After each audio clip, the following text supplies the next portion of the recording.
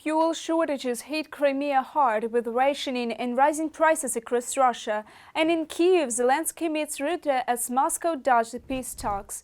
That's in our episode, so you'll be in focus. Stay with us for the latest updates and exclusive reports. We continue our previous topic of discussion, fuel crisis.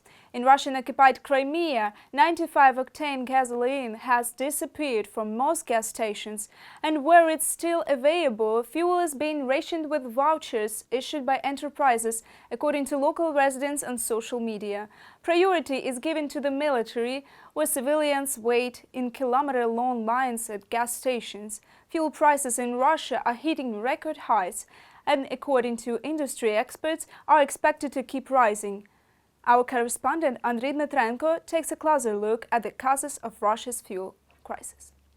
Russia is facing a fuel crisis. Long queues have formed at gas stations in Transbaikal. The situation is even worse in Primorsky Krai and in Russian-occupied Crimea, where, according to media reports, petrol is being rationed with coupons.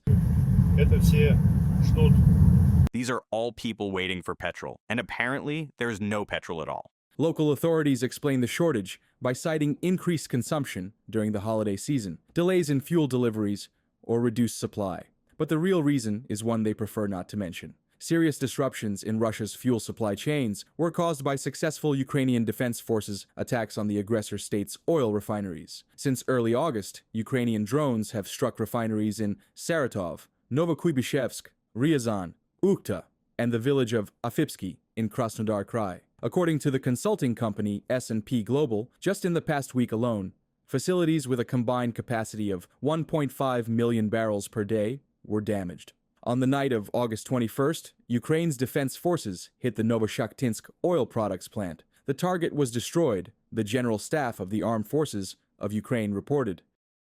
Units of the Unmanned Systems Forces of the Armed Forces of Ukraine, in cooperation with other elements of the defense forces, struck the Novoshakhtinsk oil products plant in Russia's Rostov region.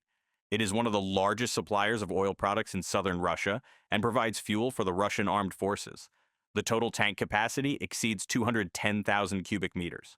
From the statement by the General Staff of the Armed Forces of Ukraine on Telegram, the fuel shortage is driving prices to record highs. Since the beginning of the year, the price of AI-92 gasoline in Russia has risen by 1/3 and AI-95 by nearly half, according to Russian media, and prices continue to climb. On March 1st, the aggressor state banned its companies from exporting petrol abroad. Russian media, citing Energy Minister Alexander Novak, report that this temporary measure is now expected to be extended. Novak supported the Energy Ministry's proposal to extend the petrol export ban through September for producers and through October for non-producers of petroleum products.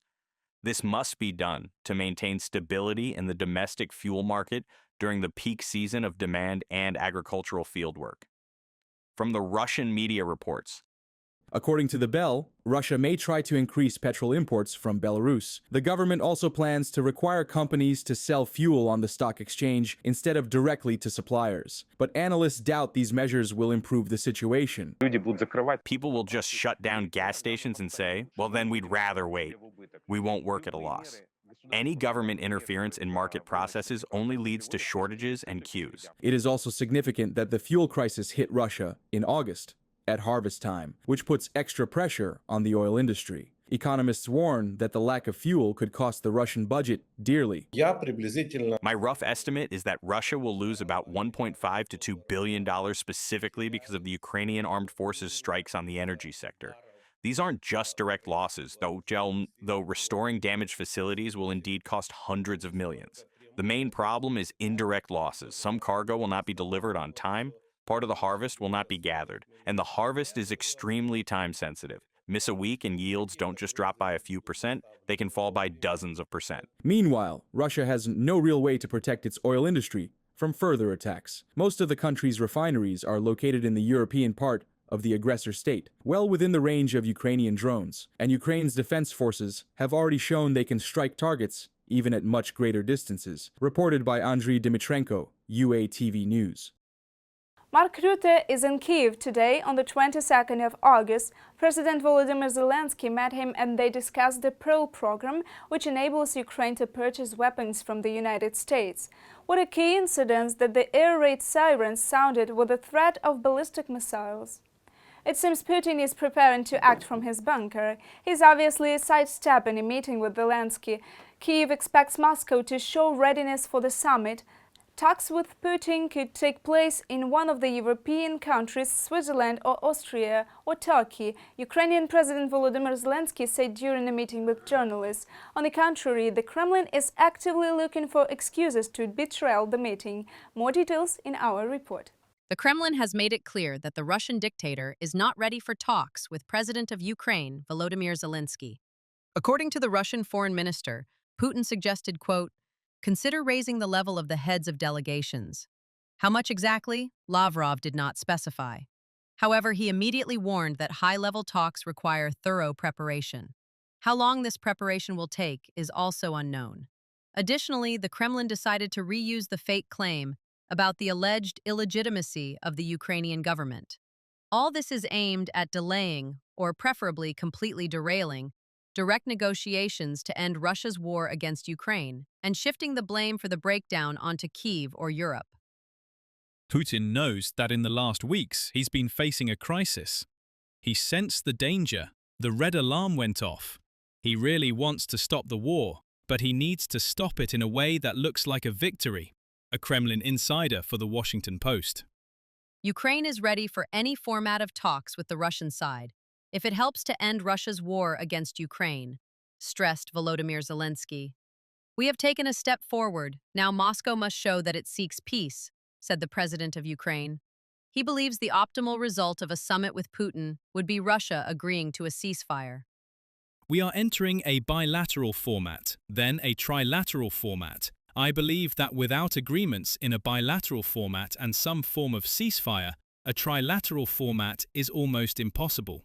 The US should already be involved at the moment when the war ends, or at some point that will indicate the war is about to end. Otherwise, there will be no success. Volodymyr Zelensky, President of Ukraine, speaking to journalists. Donald Trump said he is ready to join the talks after a bilateral meeting between Volodymyr Zelensky and the Russian dictator. According to the former US president, he wants to see what results their dialogue can bring. "I had a very successful meeting with President Zelensky, and now I thought it would be better if they met without me. Just to see, I want to see what goes on. You know, they had a hard relationship, very bad relationship." Donald Trump, President of the United States, from the CNN report. The main thing that irritates Russia is the security guarantees for Ukraine that Kyiv's partners intend to provide. This involves dozens of coalition countries and the United States. Moscow fears it will lose the ability to continue ignoring any agreements.